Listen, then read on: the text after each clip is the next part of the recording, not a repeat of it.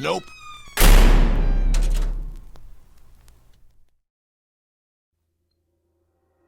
I've never been a spiritualistic person. I grew up as an only child in an atheist household. Not ever was there a moment in my lifetime where I even considered joining a religion. With all the rules that come with joining a religion, I just thought of it as restricting your life, you know? Although a lot of people would disagree with me, I would never care. As I grew a little older, around the age of 12, I started noticing weird things happening around the house. These weird things were small, but noticeable. Like, one of my stuffed animals would be facing the opposite direction that I had already left it. Weird, I would think to myself, then proceed to ask my parents about it.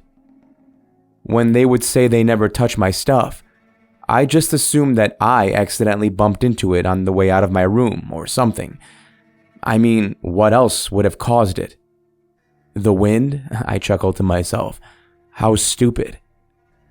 Every weekend, my parents would go out grocery shopping.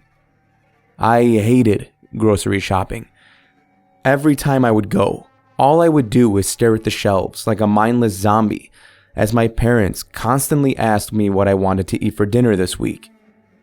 I mean, although these are important questions, I was never really a fussy eater from the second I was born, so they could have made whatever they wanted. I wouldn't mind. As a 12-year-old boy, there was not much that I needed to actually do during the day, other than play video games with friends, if you'd even call that a responsibility. I'm sure most people wouldn't, but that's okay. It was a weekend anyway, and if the school had given me any homework, I most likely would have done it. Personally, I don't think it's fair to even get homework on the weekend. Like, you barely get any breaks. It's all school, school, and more school, nothing else.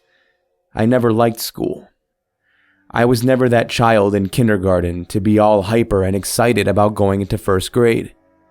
I guess I just like not having many responsibilities. Things in my life were going well, at least most of them. I don't know what it was, but something about my things moving around the house was starting to disturb me a little. I never knew whether it was just me going crazy or my parents playing some kind of prank on me. It was at that very moment where I started to feel this way, where everything went downhill for me. I started to have terrifying nightmares that caused me to wake up in what was basically a huge puddle of cold sweat in my bed. I ran to my parents' room each time this would happen.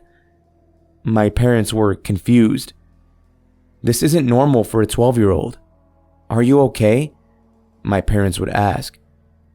Yeah, I'm fine. I just keep having these nightmares. But it's okay, I'm sure it will pass, was always my answer. Unfortunately, they didn't pass. The nightmares continued, even when I had turned 14. But at that time, I couldn't fit into my parents' bed, so I had to just stay up in the corner of my room, terrified, wondering if it would come out of my floorboards and kill me. Whenever these nightmares would stop, items in my room would move around more frequently. At this point, I began to search about these events. I searched items moving around room and nightmares, expecting absolutely nothing because it sounded ridiculous. That's when I found it. A server full of people who had been experiencing the exact same events. Well, at least similar events to mine. While reading, I had noticed that it was around the time where I would wake up in a cold sweat, just like every night. 2:47 a.m. And that's when I felt it standing behind me. A tall figure. I didn't know how to react, so I sat there with a straight face. I knew it was behind me. So many things were rushing through my head. Do I move? Where do I go? Do I look behind me? What if it's there? There's no way in hell. There are no such thing as spirits. So what is it that I can feel standing right behind me?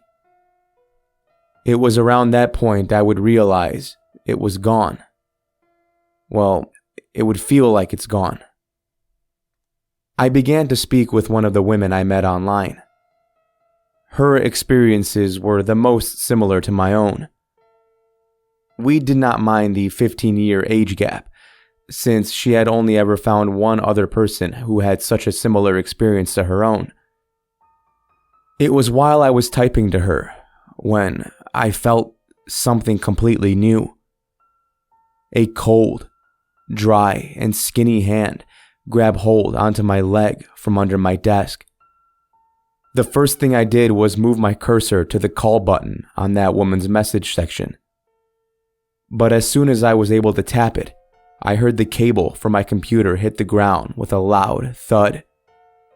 My computer shut off, and in that moment, I shut my eyes and tried to plug my computer back in.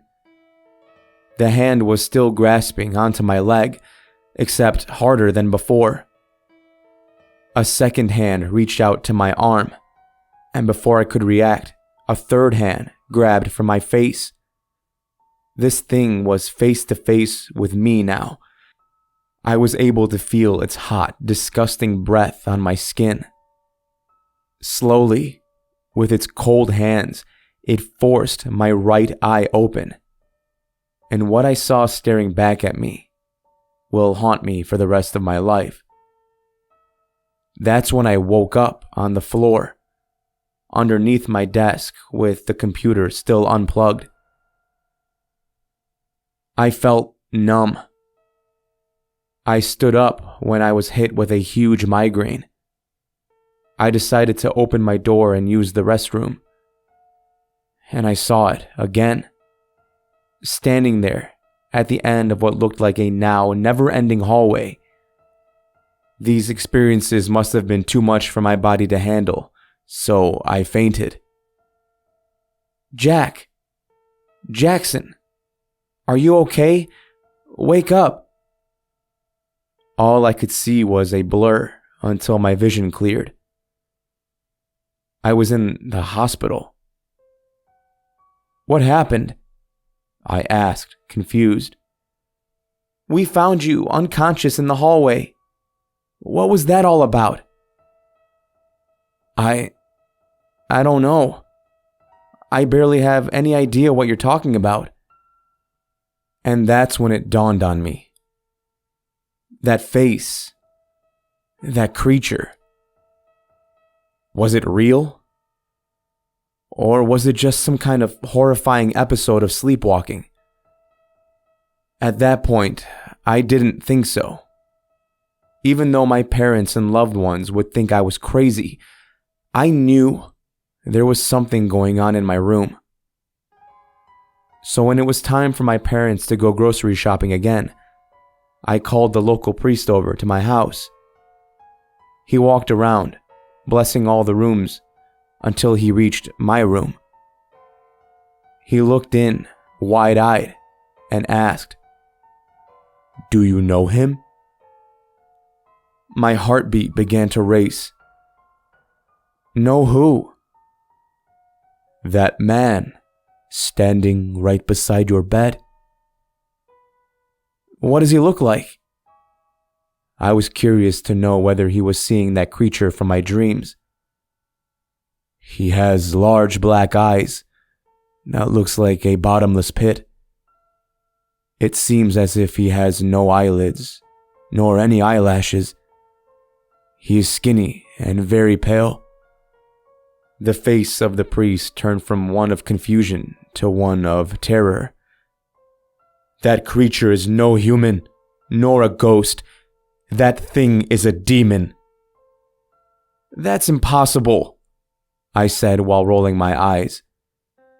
What is impossible is having your objects randomly moved around and having different nightmares about the same creature. Listen to me, Jack. The intentions of that creature are not good. It wants you dead.